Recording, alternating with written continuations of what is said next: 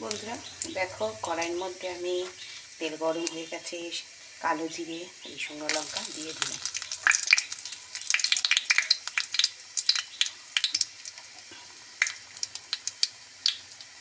এবার কি দেবো জানো,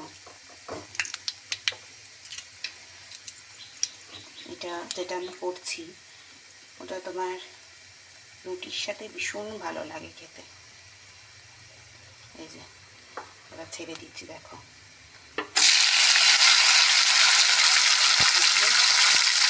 রুটির সাথে খাবার জন্য ভালো করে একটু ভাজছি।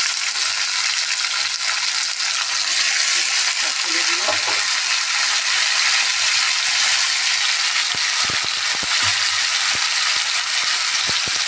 তেলে দাঁড়াও এর মধ্যে এবার দিয়ে দেবো হলুদ,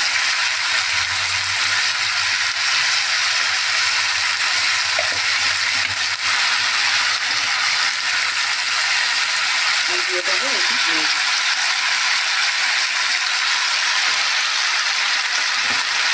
অসাধারণ লাগে এই ভাজাটা। এবার রুটি পরোটা রসাতে সব ভাজা রুটির সাথে তো ব্যাপক লাগে। এটা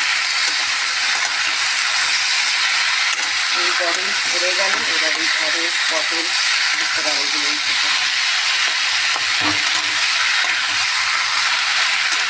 ঝিঙে। চলো, আর আমি আগে ঢেঁড়সটা ধুয়ে ভালো করে জল ঝরিয়ে রেখেছিলাম, তাই দেখো লাল বেরো ঢেঁড়সটা। চলো ভাজাটা হোক, তারপরে দেখাচ্ছি। সকালবেলা রুটির সাথে এই ঢেঁড়স আর আলু ভাজা বানিয়ে নিচ্ছি।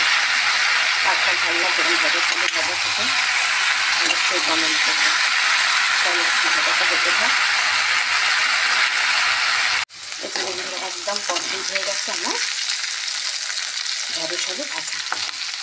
তাহলে ঢেঁড়স আলু ভাজাটা তোমাদের কাছে কেমন লাগলো কি শুনলাম, সবাই তোমরা জানো, তবু আমি আজকে রান্না করলাম, তোমাদের সাথে শেয়ার করলাম জল খাবারে ভাত দেবো। চলো আর বেশি কথা বলবো না, প্রচণ্ড গরম আর কারেন্টও নেই, জানো, আর পাচ্ছি না।